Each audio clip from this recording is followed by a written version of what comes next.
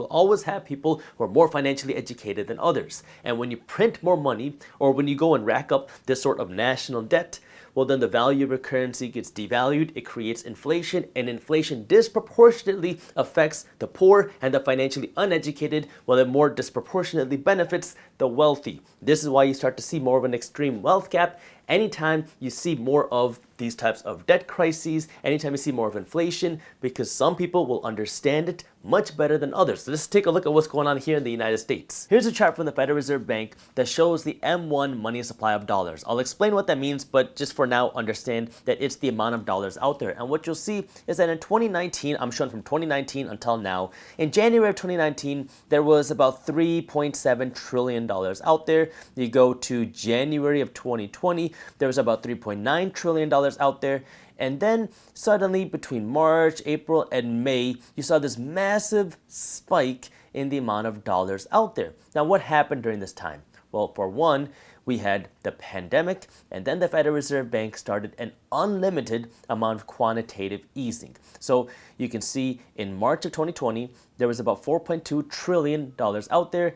And then you go to May of 2020, and it's $16 trillion. You go to May of 2022, and now it's around $20 trillion. So you can see this massive just explosion in the amount of dollars out there. If you really want to understand the impacts of this, you have to first understand what does M1 mean. And the easiest way to do that is just go to Investopedia, and it says that M1 money supply is a narrow measure of the money supply that includes currency, demand deposits, other liquid deposits, and savings deposits. In other words, M1 is the amount of cash and dollars out there. Now, the interesting thing about this M1 money supply chart that the Fed put out is that when you see this massive spike in the amount of dollars out there, the Fed also at the exact same time started to change the definition of M1. So they expanded the definition of M1, which allowed more dollars to be classified under this M1 label. And the question is, why did they do it then? Why did they change the definition of M1 as soon as it started unlimited quantitative easing in 2020 to fight the pandemic? Now, of course, I don't know this for sure, but if I had to make a guess, I would say that it's so that we don't know for sure how much money was exactly printed in 2020, because during that time when the pandemic hit, the Federal Reserve Bank started an unlimited quantitative easing program. It started all the stimulus into the stock market, into companies, into people through the form of stimulus checks. So we saw so much different forms of stimulus being created. And if people knew how much money was actually being printed, being created, and being injected into our economy, maybe more people would get upset or they'd get worried about what's going on. But instead, they also changed the definition of M1. That way, they can kind of hide what's actually going on with a little bit of other ambiguity. Now, of course, I don't know this for sure. It's just a guess, and you can come up with your own theories as well. However, what we do know for sure is that during the 2020 pandemic, we saw an insane amount of money get created essentially out of thin air, and it was injected into our economy. All of this new inflation, the new money printing, has devalued the value of our dollars, our currency, and this is a big contributor to the rising prices around us, causing a massive amount of inflation. Now, while the Fed is now, in today's time, trying to fight inflation, we still have a huge massive inflation problem that will not be going away anytime soon. And what does that do? Well, it makes some people insanely wealthier, and it makes other people insanely poorer. I want you to understand this. That way you can understand how the system works, because at the end of the day, inflation is a silent tax. If the government wanted to spend more money and they didn't have the ability to just print money out of thin air, if they couldn't work with the Fed to print an unlimited amount of money, what would they have to do?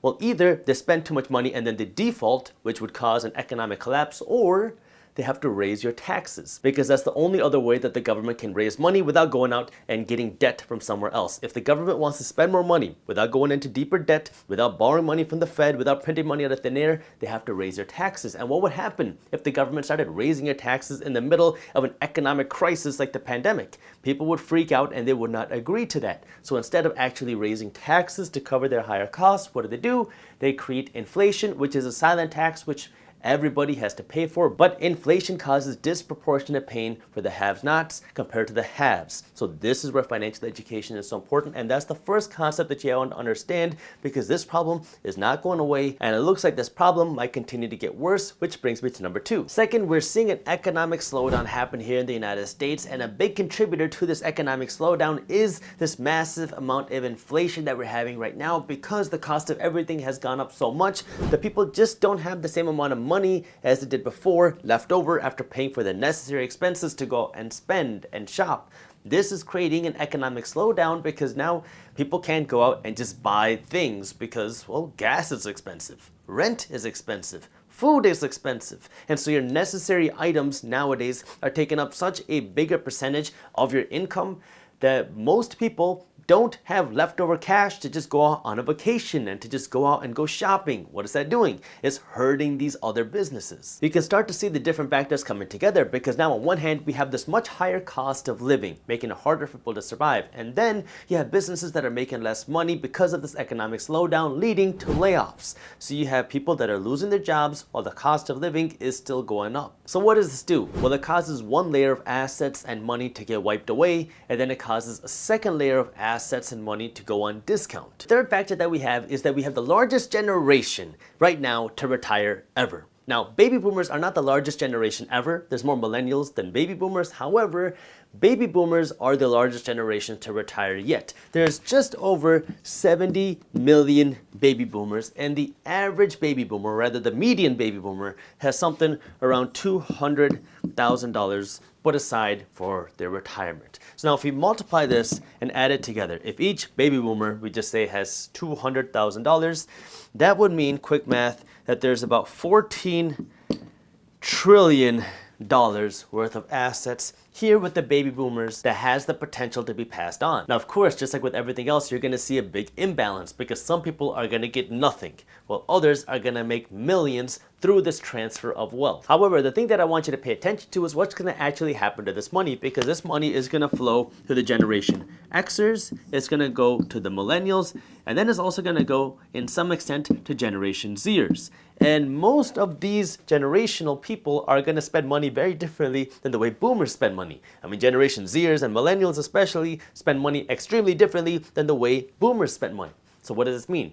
It's going to change the dynamics of the economy. Millennials and Generation Zers will have maybe some more buying power to things that are more interesting to them. This is where it really pays to be financially educated, not just if you're getting the money, because if you're getting the money, obviously you want to do something smart with it. I have tons of videos on this channel talking about how to invest your money the right way, but more in the sense of understanding the future of the economy. Like to say, you want to skate to where the puck is going, not to where the puck is today. So you want to understand, as the buying power of people will transfer to younger people over time, what will change in our economy, because younger people have a completely different stance when it comes to spending money than older people. Younger people care a lot more about social causes. They care a lot more about things like environmental issues. They care a lot more about the why, not just the product that itself. They want to know the purpose behind things. So it's going to change the way that our economy runs, which should also change the way that investments run. So this is where you want to start paying attention to the changes in our economy, not just what's happening today, because our economy